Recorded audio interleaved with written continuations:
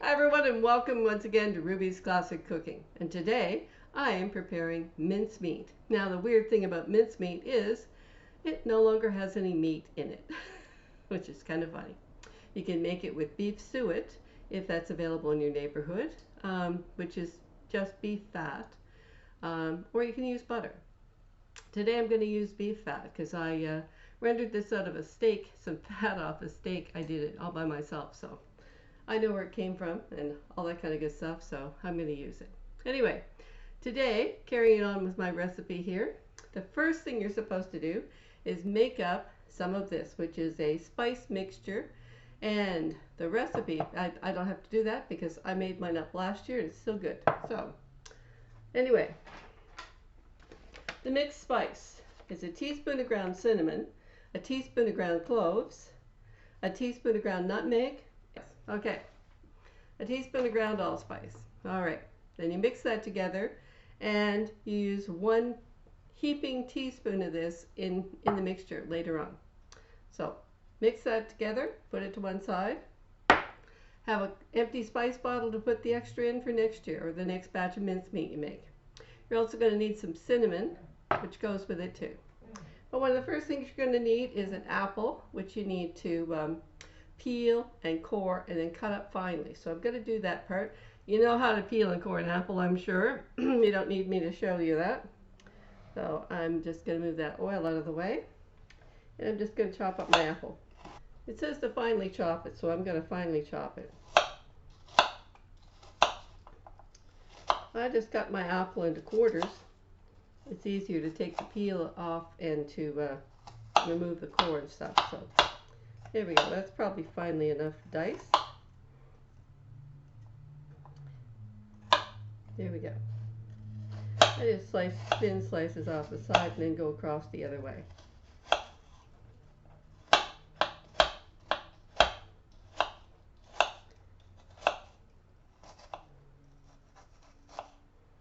There. Yeah, that's probably about as small as you need it to be, about like that.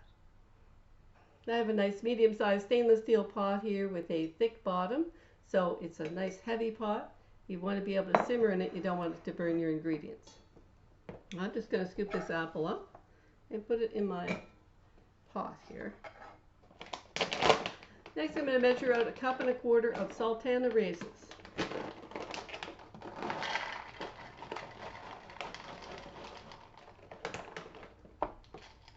A few more than that, but that's okay. It's Christmas. Be a bit generous. Alright, those are going right in my pot. And next is 1 1/8 cup of sugar. Now that is 1/8 cup is 2 tablespoons because most measuring cup sets don't have a 1/8 cup. I know mine doesn't. So 1 cup of sugar plus 2 tablespoons are going in here. I'm going to measure up my 2 tablespoons of sugar first. 1, 2. And now for a full cup of sugar. And that goes into my pot. Right in here. Alright, 1/2 cup of currants. Yeah, a bit generous here. Currants are just like little tiny raisins. Now it says another 1/2 cup of raisins. So I just put in golden raisins because it just says sultana raisins and then it says raisins in the recipe. So I figured golden raisins, they're raisins. It'll give me another 1/2 cup of raisins here. There we go, 1/2 cup of raisins. Next thing I'm adding is my 1/2 cup of, I'm adding beef fat. I rendered this off a steak, which just means I took the fat off of the edge of the steak and I put it in the oven at about 200 to 50 degrees, 250 to 300 degrees, and I let it sit there for half an hour and then poured off the grease that had melted off the fat. So it's rendered. The next thing that happens with my mincemeat is I take this mixture over to the stove. It says combine apple, sultana raisins, sugar, currants, raisins, and butter in a saucepan. Cook over low heat and stir gently till butter is melted. In my case, the beef fat. stir in chopped almonds, which I will be, and then I'll stir in a bunch of some other ingredients, which I'm going to tell you about in a minute. But right now I'm going to put my saucepan over on the stove. I'm just going to measure all these ingredients out in my bowl here, and then I can add them all to my pan of goodies over there when they get to be nice and simmering. Okay, it says to use a tablespoon of orange zest. I'm going to use some dried orange peel that I already did, and I'm going to chop that up finer so that it's 1.5 tablespoons of this. I've got my tablespoon here, which is going to be kind of hard to measure. I'm just going to eyeball it. I'm just going to do this by eyeball because those pieces are way too big to measure in a measuring spoon. So I'm just going to go, that looks like a good sized pile of orange peel to put in. And I'm going to chop that up with my knife to make them smaller. You don't want great big huge pieces in your mincemeat. I remember back in the day, my mother used to make mincemeat with mint meat. And Dad would get a deer, which he did, he hunted for the table. He was not a trophy hunter, he hunted because he had a wife and 3 children. I didn't come along till after that. There were 4 of us growing up. And whenever he got a deer, which was every year, he would go hunting with his brother-in-laws, or his brothers, or maybe both, depends on whether they got a deer the first time. And Mom would use some of the tougher cuts off the deer to do mincemeat. And whenever my grandmother made mincemeat, my grandfather had to chop all the meat up. She wouldn't grind it. It all had to be chopped. I don't know what the difference was, but it had to be chopped meat, and that was Grampy's job. He had to chop up the meat. Chop up the, well, if it was lamb or beef or whatever it was, the meat that went in the mincemeat. My grandparents, I'm afraid, well, they weren't even Edwardians. They were really Victorians. When you watch the Victorian shows, that's how my grandparents lived. Of appalling, but that was how they grew up. They were raised by Victorians, and they never changed their lifestyle. So I'm going to put those in a bowl right here. One of the first things I did was last night when I was running my dishwasher, I put 4 jelly jars in it. This batch makes 2 12-ounce size bottles. And you want canning jars. You can get the larger size, but this time I'm using smaller ones. So I put 4 of them in my dishwasher, and they're sterile now. And I put lids on them, and they're sterile to use today. So if you want to sterilize them in a water bath or wherever, go for it. But I find doing them in the dishwasher, it gets hot enough in there that, especially since I'm going to be storing this mincemeat in my refrigerator, and I'm going to be using 3/4 of a cup of brandy on top of it, there's not much chance it's going to go bad. Now to this I'm going to add 1/2 teaspoon of cinnamon. There we go. And I'm going to add a heaping, it says a heaping teaspoon of my spice mixture. Remember I told you to mix up? There we go. So that's my heaping teaspoon of that goes in. So you're kind of getting a double shot of cinnamon in here, but cinnamon's good, I guess, in your cinnamon is very good in your mincemeat. Oh, and my almonds. I forgot about my almonds. Now it says add 1/2 cup of chopped almonds.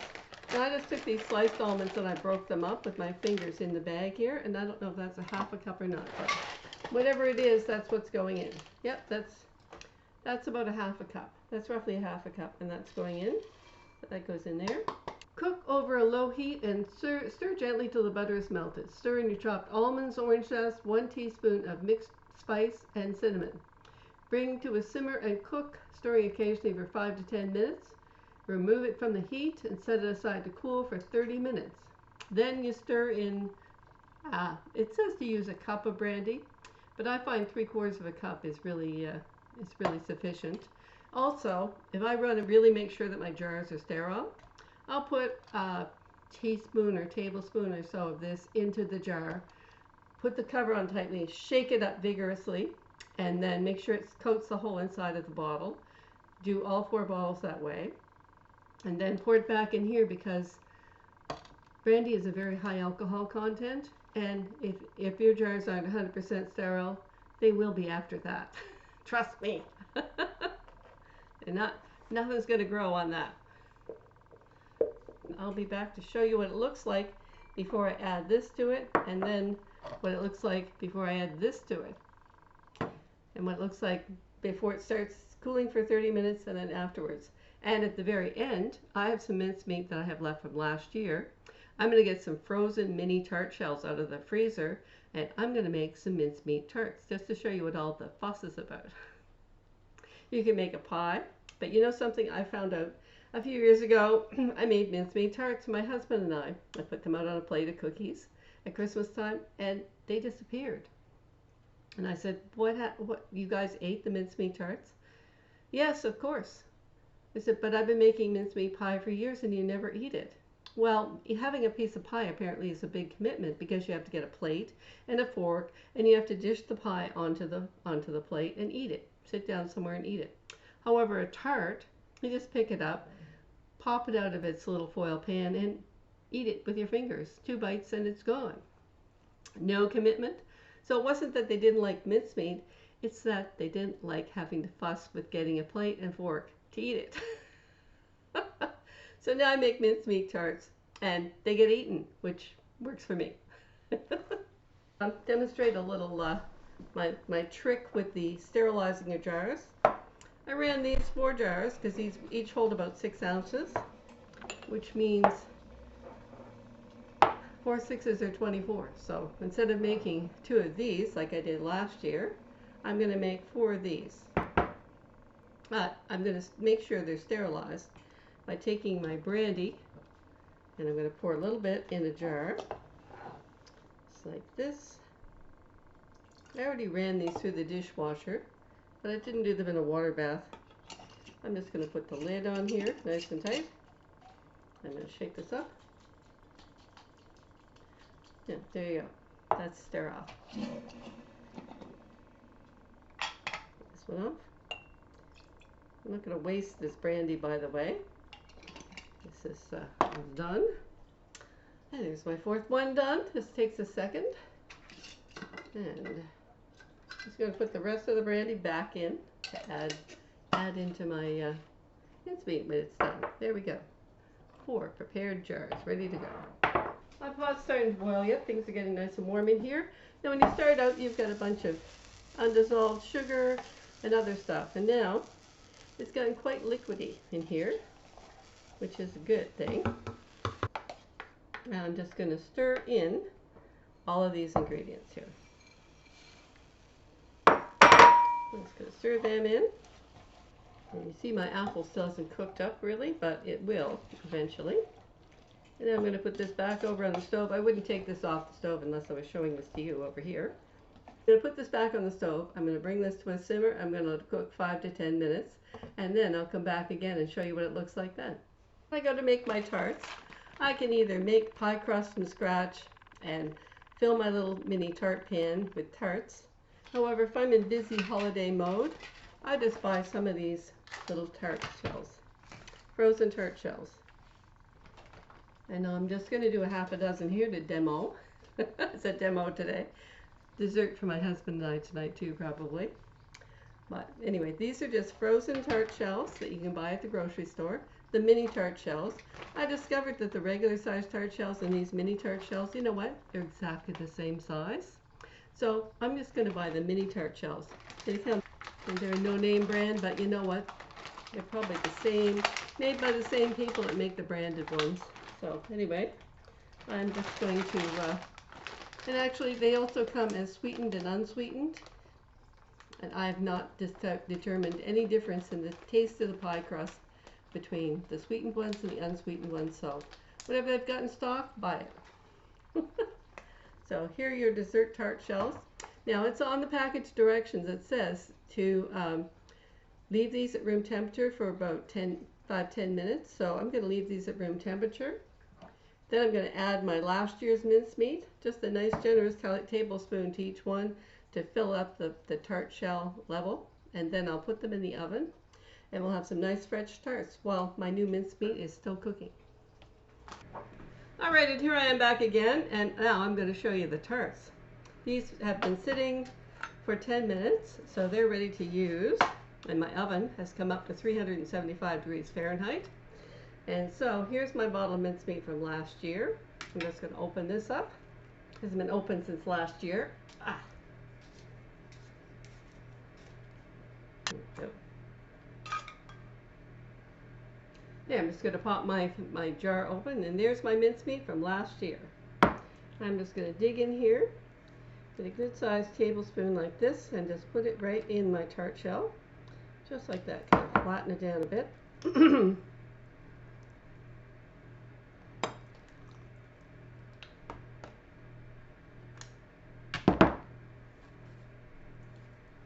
I'm just going to pop these in the oven. You can see how filled these are, just kind of level with the top of the tart shell. 375 degrees Fahrenheit. I'm not sure what that is in Celsius, but don't worry, everything will be in the description file below. So these are going in the oven for about 15 minutes to get them all nice and dark and bubbly and burn off some of that brandy. And I'll show you what they look like when they come out of the oven. I'll be back. Alright, and here are the mincemeat tarts, fresh and hot from the oven. Look at that. They are beautiful. Look at that. They're lovely looking.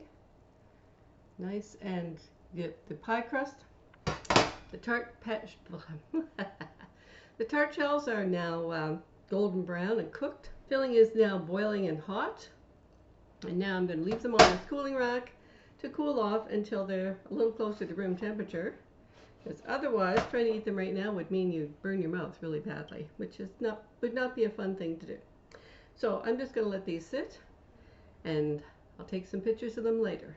And then the next thing I'm going to do, next thing I'll be showing you is adding the brandy to the mincemeat. This has been cooking away on the stove for about 10 minutes. Now the next step in the recipe is leave it to sit for 30 minutes to cool, and then you pour in your brandy, and then you put it in your jars. So I'm going to go away and leave you for a half an hour, and I'll be back to show you how I finish these off.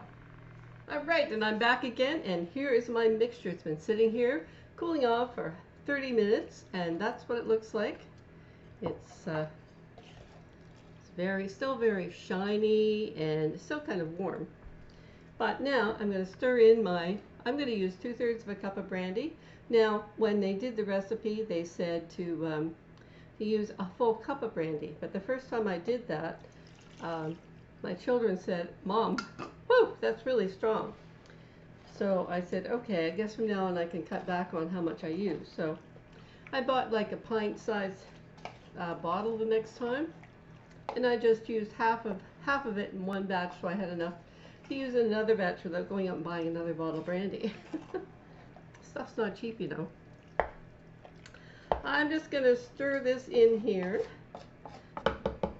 and it says to fill your sterilized jars with spoonfuls of this. So I'm just going to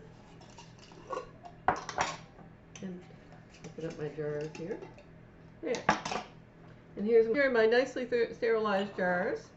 I'm just going to spoon this mixture into my jars. And this is supposed to make 24 ounces. And that means that 4 jars should be nicely filled by this. Jar number 1.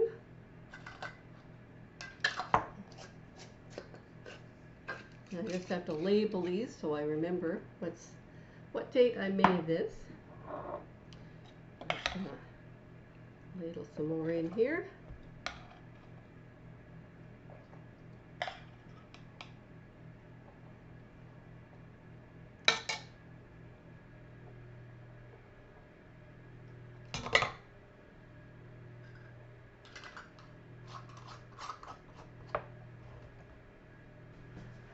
Alright, I hope you enjoyed my recipe today for mincemeat. Not exactly child friendly, but you could cut way back on the brandy if you wanted to make this more child friendly. Anyway, it does cook away in the oven when you're cooking it, but definitely a real boozy treat for Christmas. Anyway, I hope you enjoyed my video today, and I hope that you will like and subscribe to my channel, and I hope you'll make a comment below. I hope you'll try this recipe and let me know by commenting below how it turned out for you. I hope you enjoy eating it and having it as tarts or pie. I hope you're enjoying watching me do my Christmas baking this year. And I hope you'll join me next time on Ruby's Classic Cooking. Bye for now.